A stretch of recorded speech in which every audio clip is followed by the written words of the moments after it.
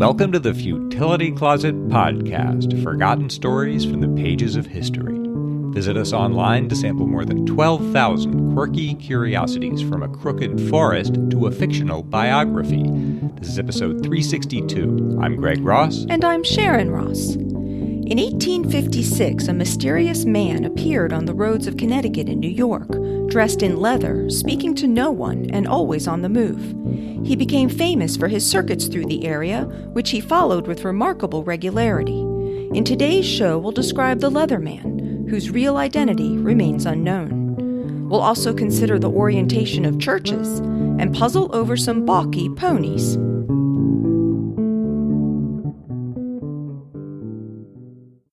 And a quick programming note, we'll be taking the next 2 weeks off. There's a lot going on here right now, and we're taking some more time off to try to handle it and sort some things out. So we'll be back with a new episode on November 15th. On October 29, 1874, the following item appeared in the Bristol, Connecticut press. A Leatherman was recently seen in our streets, dressed from head to foot in a cowhide suit. Every article of his gear, save his thick-soled sabots, which were rounded at the toes, was made of leather. One of the coldest nights of last winter he was seen under the mountain, sitting near a huge rock by a fire which he had kindled. This singular being, whose nationality is unknown, converses with no one and wanders forlornly, without a seeming motive or definite object in life. This man had made his first appearance in 1856, walking country roads and railroad tracks in Connecticut and New York State and sleeping in caves, huts, and lean-tos. He wore a long leather coat that bore pockets both outside and in. His boots had soles of spruce 3/4 of an inch thick and leather tops attached with stitches of thick wire. His cap had a leather visor, and on his back he carried a leather pack. He walked with a tin pail in his hand, and in later years he leaned on a wooden staff. From 1856 to about 1882, this man traveled between the Connecticut and Hudson rivers, making occasional trips to the Berkshires in Massachusetts and possibly wandering as far as Canada. About 1883, he adopted a regular circuit that became famous, traversing it about once a month until his death in 1889. Throughout his life, he was the subject of intense speculation. He rarely spoke, even to those who managed to gain his trust, and no one ever learned his identity or why he kept up his constant wandering.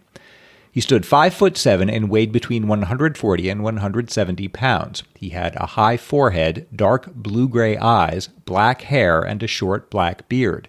He seemed to understand both French and English, and he spent his nights in a series of rock shelters and shallow caves along his route, where he tanned leather, preserved meat, apples, nuts, and berries, and sometimes kept a small garden. He would pick up cigar and cigarette butts at railroad stations, post offices, and country stores and collect their tobacco, either chewing it or smoking it in a crude pipe of his own making. He was never aggressive. He didn't steal, confront, or molest others, and he rarely said more than a word or two to anyone. If something were offered to him freely, he would sometimes take it, particularly if he was familiar with the person who offered it, but he insisted on providing his own shelter, and he wouldn't accept money. Because nothing was known about him, he became known simply as the Leatherman. More than 100 years after his death, he remains a favorite topic for student essays, and clippings about him still fill local scrapbooks and library files. At the time, various fanciful tales were told as to his identity. One said that he was a French shoemaker named Randolph Mossy. The story ran that he had been married less than a year when his wife had eloped to America with another man. Mossy had sold his business and pursued the pair, and after a 3-year search, traced his rival to New Haven, Connecticut, where he learned that his wife had died a few months earlier. He spent 2 distraught nights at her tomb, and then, having lost all ambition, he made himself a suit of leather and took to trudging over the course of her travels in Connecticut, the story said, a heartbroken wanderer with only one desire, to someday rest beside his wife. A more popular story said that he was Jules Bourglet, another Frenchman disappointed by love. In this case, he'd been a student who'd been sent to Paris to complete his education.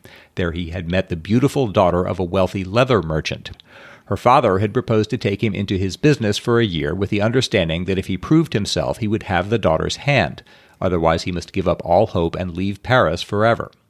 Hoping to enrich his employer, the young man had speculated aggressively in the French leather market and had been heavily invested when it crashed in 1857. The father had thrown him out, and he descended into madness and made his way to America, where he wandered Connecticut wearing leather clothing, apparently as a penance for his failure. We know that the second story is fiction because the editor of the newspaper in which it had appeared admitted as much after the Leatherman's death in 1889. Various other identities have been claimed. The regular theme is that he'd once maintained a thriving business, but that misfortune and disappointment had ruined his mind and set him wandering, seeking for the loved and lost of his youth, according to a typical account. Dan DeLuca, the modern writer who has investigated the Leatherman most deeply, believes that he was most likely born in Canada around 1839 and says there's strong evidence that he was French-Canadian, but we don't know much more than that. The most immediately distinctive thing about him, and the source of his name, was his apparel. In 1877, the Litchfield Enquirer wrote, "He has on shoes of leather, and his cap, coat, and pants are made of boot legs curiously sewed with leather strings. He asked for something to eat, and he is not refused, for all wish to examine his clothes while he is eating." He seems to have made his garments by cutting soft tanned leather from the tops of discarded boots and then sewing them together with long strips of calf leather, at least some of which he obtained from a tanner in Woodbury, Connecticut named Alexander Gordon.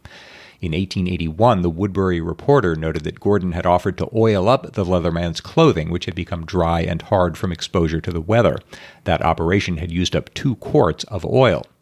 Multiple sources say that the suit weighed 66 pounds, or 30 kilograms, which strikes me as a huge amount of weight for someone who walks 10 miles a day.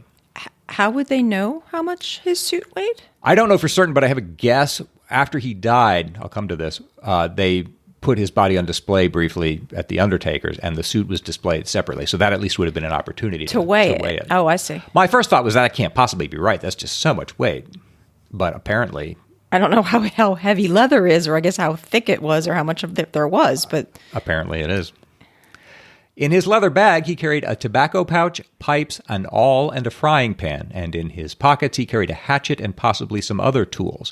It's also said that he carried a prayer book in French and was thought to be Roman Catholic because he refused to eat meat on Friday, but I should add that it's terribly hard to tell which assertions about him are known to be true and which are just rumor. The general outline of the route he followed is well known, though it varied somewhat over time. Chauncey L. Hotchkiss began keeping track of his travels in 1883, and he published his findings in the Hartford Globe 2 years later. At that time, he'd worked out that the Leatherman was traveling clockwise in a 366-mile circuit between the Connecticut and Hudson rivers and completing 1 lap every 34 days. Why he kept moving is not exactly clear. An 1885 report in the New Haven Evening Register says that each town he visited had 1 or more places that would give him food, but that these together typically served for only about 2 meals, so he had to keep moving. The newspaper adds, "There are few callings which we attend to with more unfailing punctuality than our stomachs, and as Leathery has only that one calling, it is not to be wondered at that he attends strictly to it." Whatever the reason, his punctuality was remarkable. In March 1883, the New Haven Daily Palladium wrote, "Whatever his aim or purpose, he trudges along as if he had the most important business in the world to perform, and as if it was a matter of life and death that he should reach a certain destination at an appointed time. He is always going west when he passes here, and it is always in the early part of the day. He is usually gone 34 days, sometimes 35 in the winter season, and he has been known in fine weather to make the round trip in 33 days. His coming can be calculated with almost as much certainty as that of an eclipse. He passed during the morning of March 6th and may be expected again about April 9th at 9 o'clock in the morning." He was so reliable that a number of residents along the route began to compile timetables. In 1885, the Hartford Globe published a listing showing the month, day, and hour on which the Leatherman had passed the Forestville post office in the prior 2 years. It found that his appearances were predictable to within 2 hours. Quote, "We have another table of his passage west, past Naugatuck Station. This varies a day or 2, in one case 3 days, but since February he has made exact time, passing Naugatuck Station each 34th day. In 1889, the New Haven Evening Register published a 6-year timetable kept by S.A. Hale of Signal Tower No. 20 on the Naugatuck Junction Consolidated Road. Hale found that between 1883 and 1889, the shortest interval between the Leatherman's appearances had been 34 days, and the longest had been 40. But that in 1884 and 5, he'd made 19 consecutive trips of 34 days each. In 1876, the Deep River New Era noted that the Leatherman had been seen to head south invariably on all his journeys through that Connecticut town. It added, "We suppose there is but one Leatherman and him a revolver. If not, then we conclude that there must be a large stock of them somewhere north of us, and also that by this time there must be a large lot of them south of us, for the Leatherman, or Leathermen as the case may be, have traveled south through Deep River at intervals more or less frequent for the last 20 years or so. We trust there is but one, because should so many Leathermen happen to concentrate in one place, it would be very confusing to the eye to pick out your own particular Leatherman. And besides, in a large quantity of Leathermen, there might possibly be a good deal too much of a leathery smell." Many men had been cast out of work in this period, and some had become homeless. In 1879, both Connecticut and New York passed so-called tramp laws that required these people to be imprisoned. But the Leatherman was never arrested. A writer in the Port Chester Journal wrote in February 1870, "Why he has chosen this solitary hermit life, we know not. His story may be a sad one, and if we knew it, we might sympathize with him in his loneliness. But as it is, let us cast no shadows across his sunshine, but with kind words and acts may we soften his sorrow and make his burden no heavier for our coming in contact with him. I am confident from 3 years' acquaintance that no one need fear him in property or person. Make him no trouble, and I am sure you will never regret it." It's interesting to me that he was one of many homeless people in this period and in that area, but he's the only one we're still talking about 130 years later. He was distinctive enough to be remembered, I suppose. Particularly as we know so little about him. He said almost nothing to anyone. He was only known for his appearance and his habits, but he's picked out somehow. History just sort of selects certain people to remember. And then forgets all the others. Yeah. That is kind of almost arbitrary sometimes. Also, there's something about him that's endearing. I don't know even how to say this, but I found it even as I was researching him. People at the time, if you read all these newspaper stories, people are concerned about him and just looking out for his welfare. But I just find even now, all these years later, I just sort of find him appealing in a way that I can't possibly articulate, because we don't know the first thing. We don't know anything about his history for certain, really. We don't know anything about his personality. But he seems like a sympathetic character somehow. Yeah, you find yourself sort of, anything. Hoping that he's okay and hoping that he'll keep succeeding. And it's just hard to put your finger on what it is about him that sets him apart so much. The Leatherman became such a fixture in the area that he gave rise to a sort of illusion. People in their 70s said they remembered just such a man traveling the same course when they'd been children, and they said that he'd been old even then. The New York Times asked, how is it, if the old people remember him as an old man when they were young, that he is so young-looking now? Must it not be that he is a successor to the original Leatherman? If so, has he ever penetrated his predecessor's secret, or does he know aught of his final disposition? Another paper suggested that perhaps walking itself had preserved him. Whatever the case, he wasn't immortal. Though he was still on time as late as 1888, he was beginning to totter, and a cancerous growth was seen on his lip. That December in Middletown, the Humane Society arrested him and took him to a hospital, but within an hour he'd escaped. He was found dead in his cave on the George Dell farm in Mount Pleasant, New York on March 24, 1889. It was determined that he died 3 days earlier of blood poisoning due to cancer. The coroner estimated his age at 50 years. In place of a name, the death certificate said only that he was known as the Leatherman. His remains were displayed at White and Dorsey's undertaking rooms with his leather suit nearby. Presumably this is when the suit was weighed. Then he was buried in the Potter's Field at Sparta Cemetery in Ossining, New York. The grave was marked at first with nothing more than a pipe. A stone and plaque were added in 1953, but these unfortunately identified him as Jules Bourglet after the story of the disgraced leather investor that's now known to be false. That state of affairs wasn't corrected until 2011, when a new highway threatened to encroach on the grave, and the Ossining Historical Society arranged to move the remains to another part of the cemetery. It was hoped that in the process, DNA testing might shed some light on the Leatherman's origins, but it turned out that the grave contained no visible remains of the body, only coffin nails. University of Connecticut archaeologist Nicholas Bellantoni, who supervised the excavation, said that time and traffic over the shallow grave site had destroyed both soft and hard tissue. So the nails and some soil from the grave were put into a new pine coffin, which was topped with wildflowers and lowered into the hillside well above the road, after a Presbyterian minister read the 23rd Psalm. A boulder now bears a plaque that says only, "The Leatherman." Ossining Historical Society President Norman MacDonald said, "The Leatherman was a mystery in life, and he's going to be a mystery in death." The New Haven Daily Palladium had written in March 1883, "Whatever his secret is, it will die and be buried with its owner. Whatever malign influences have worked to create this strange individual life, whether he suffers from hereditary curse or carries in his heart the terrible history of undiscovered crime, will never be known.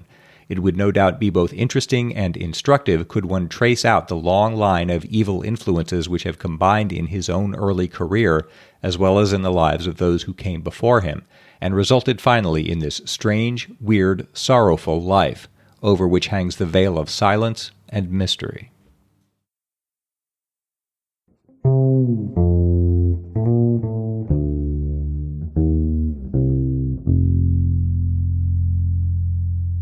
I have updates on a couple of older puzzles, and I think we can manage these without any spoilers. One of the puzzles in episode 353 asked how someone who was lost while hiking in the mountains was able to figure out which direction was which just by looking at a cabin.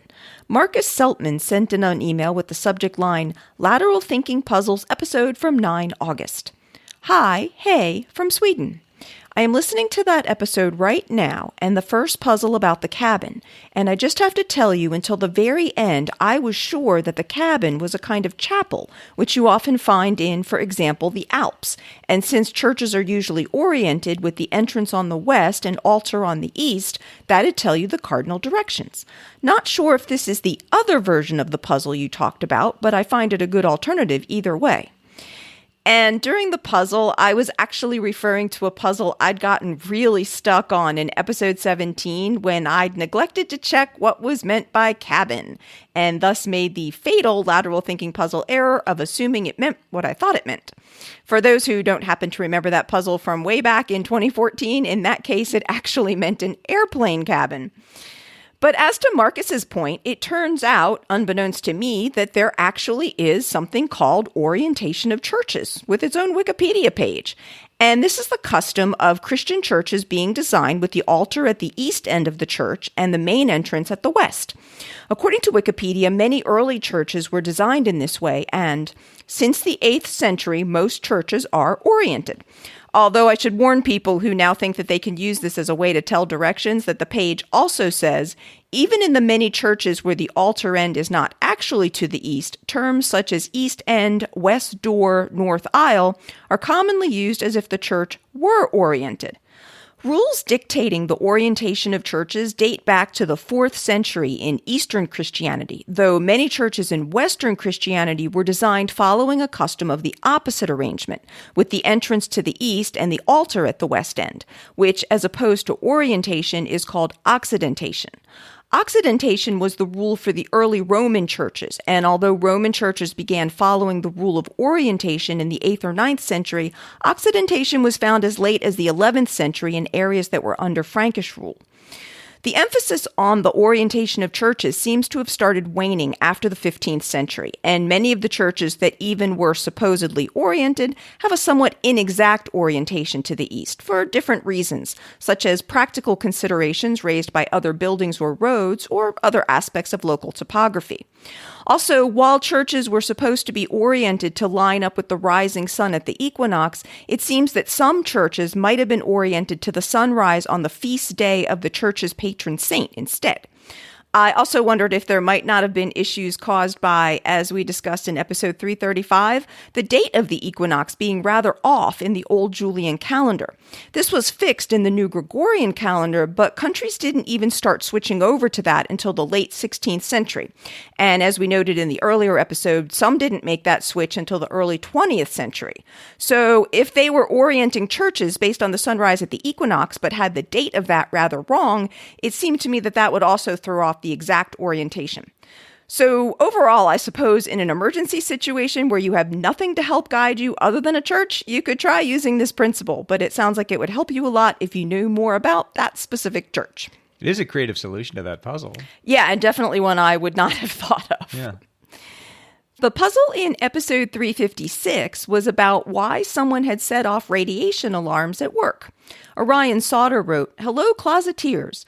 I just listened to this week's episode 356, and the puzzle immediately reminded me of a story I heard about the radioactivity of Brazil nuts. The nuts contain enough radium to be detectable over background levels, so my even less deadly answer to the puzzle is that the engineer was carrying some nuts in his pockets for a snack. Thanks as always for the work you put into the blog and podcast." And Orion sent a link to a page on the Oak Ridge Associated University's Museum of Radiation and Radioactivity site on Brazil nuts and their radioactivity, which explains that these nuts do contain radium. The extensive root system of the Brazil nut trees can concentrate naturally occurring radioactive materials if they are present in the soil, and you can find even higher radium concentrations in the leaves and cork of the tree than you do in the nuts. It seems that the level of radioactivity of the nuts is not usually high enough to be detectable with simple radiation detectors, although more sophisticated measurements can detect higher activity levels in the powdered meat of the nuts compared to background levels.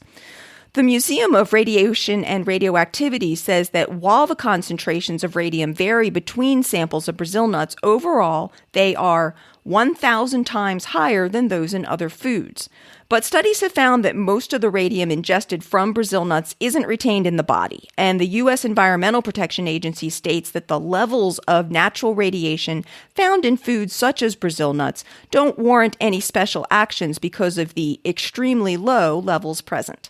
So I don't think that anyone is warning against eating Brazil nuts, but it does make for an interesting alternative answer to the puzzle. It's funny, we just did a story on the show here just a couple weeks ago, I think. Yeah, just a few weeks ago. Involving radium and the health effects of ingesting that. And I do want to stress that that was probably very different levels of radium than from eating some Brazil nuts. Looked at my notes, and Brazil nuts don't come up at all. They don't come up.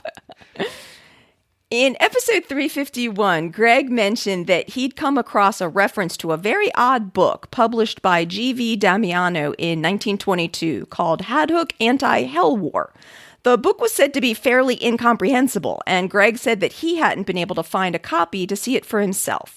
But both John Alvis and Eric A. Cohen came through with a link to a digitized copy of the book at a library at Trinity College in Hartford, Connecticut. Eric said, "A while ago you mentioned this book. Well, I have a friend at Trinity College, also a fan of the show, and he has friends everywhere, including the college library. And here we are." And it is incomprehensible in this sort of endearing way. Thank you, both of you, for sending that link. I've read or at least skimmed the book, and I think the description I was given of it was accurate, which is just very hard to tell what's going on.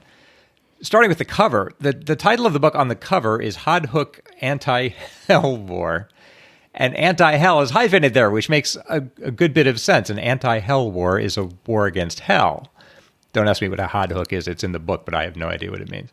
But by the time, even as you get as far as the title page, it's already changed. The punctuation has changed to Hadhook-anti-hell-war, which I can't make any sense of at all.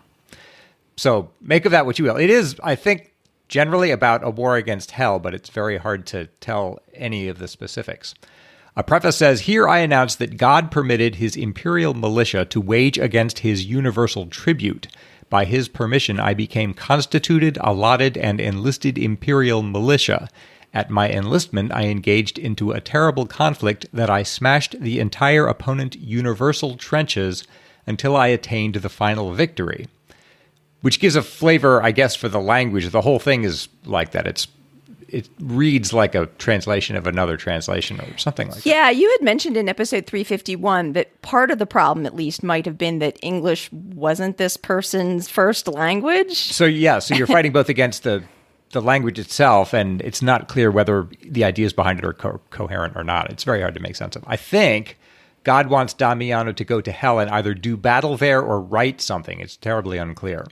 The whole thing recalls Dante, though it's written in almost unintelligible prose. He writes, "While I were journeying in a forest unaspecting for any event, from the right heard a voice calling alert. From such voice I started to observe and to look for ever directions."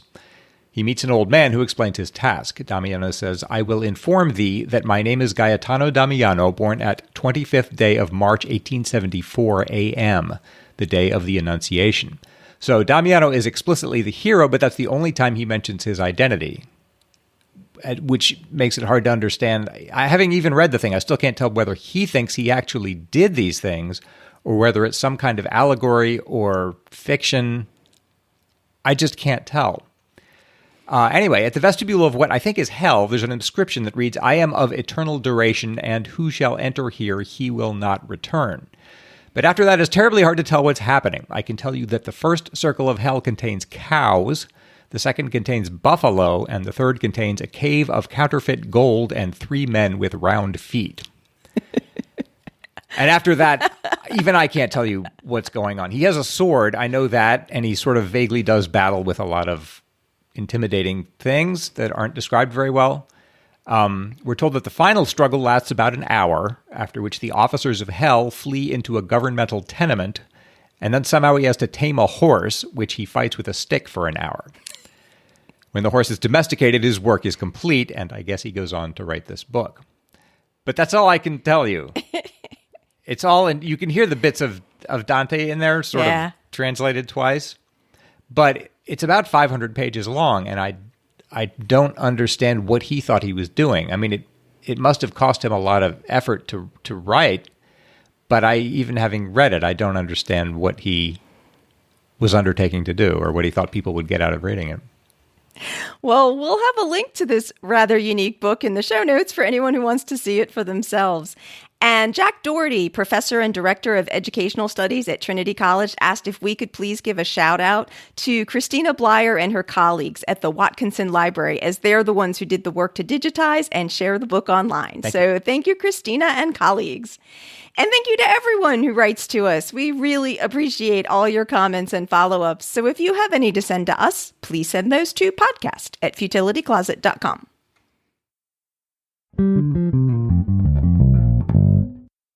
It's Greg's turn to try to solve a lateral thinking puzzle. I'm going to give him an interesting sounding situation, and he's going to attempt to work out what's going on by asking yes or no questions. We always make a good attempt. This puzzle comes from James Venning in Tasmania, Australia. He thoughtfully sent a few different versions of the puzzle, and this is one of them with some mild rewording by me. In 1902, a Christian mission came to Mount Kira, New South Wales, Australia. Soon after, the ponies who worked the local coal mine stopped working efficiently. Why? Wow, good puzzle. A Christian mission. Mm-hmm.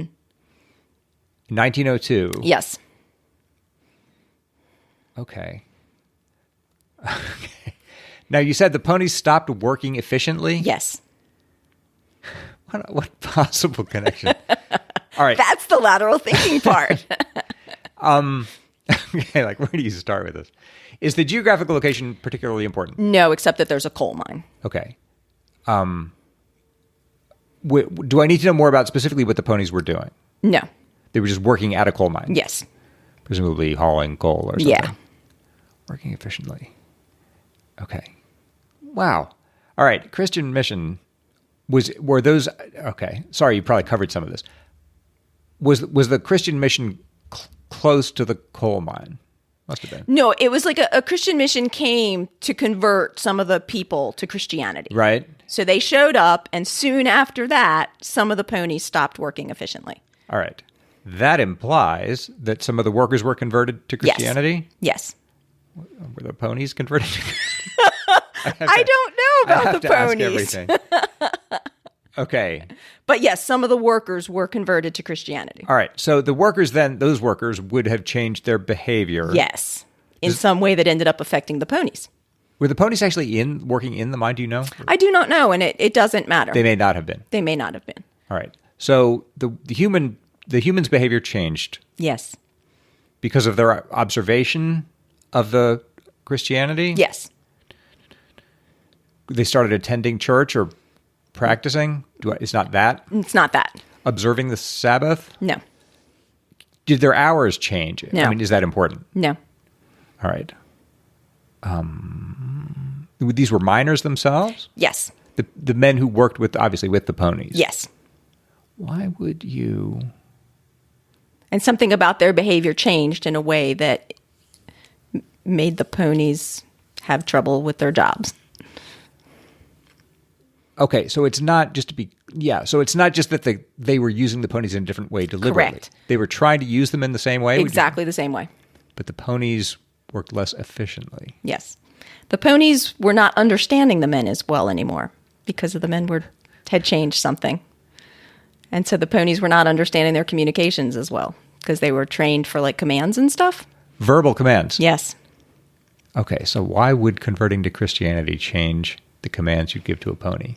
I feel like we're making some progress here. Yeah. Do I need to know specifically what the commands were? Like, no. Literally? No.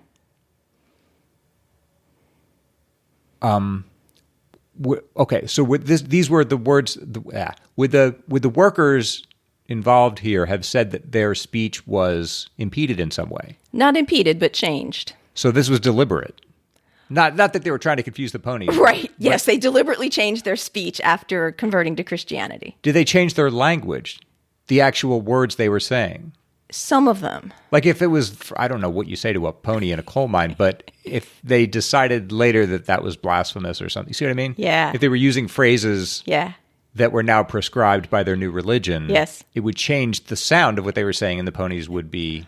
That's exactly it. James said the answer is that the pit ponies working in the mines could no longer understand the men because they were no longer using profanities. 214 of the townfolk had been converted to Christianity, and without the swearing, the horses could not understand their commands. And he cites part of an article from the Illawarra Mercury, which is a local newspaper, from 26 February 1902, which says, "The mission at Mount Kira is responsible for a vast amount of good. An old employee connected with the Mount Kira mine for the last 40 years avers that less swearing has taken place during the last few days than has ever been the case before. The horses employed therein failed to understand their commands, they being unaccompanied with the usual emphasis." That's a great puzzle. And James says the same thing is said to have happened in Wales, not New South, but the real Wales in 1904. So thanks so much to James for sending that puzzle about surprising consequences. We are always on the lookout for more lateral thinking puzzles, so if you have one for us to try, please send that to podcast@futilitycloset.com. And just a reminder that we'll be off for 2 weeks. In the meantime, if you'd like to become one of the awesome supporters of our show and check out some bonus content like outtakes, extra lateral thinking puzzles, more discussions on some of the stories, and peeks behind the scenes of the show, please see our Patreon page at patreon.com/futilitycloset or see the support us section of the website at futilitycloset.com. While you're at the site, you can also graze through Greg's Omnium Gatherum of over 12,000 beguiling bagatelles, browse the Futility Closet store, learn about the Futility Closet books, and see the show notes for the episode with links and references for the topics we've covered. If you have any comments or feedback for us, you can email us at podcast@futilitycloset.com. Our music was written and performed by Greg's outstanding brother, Doug Ross. Thanks for listening, and we'll be back on November 15th.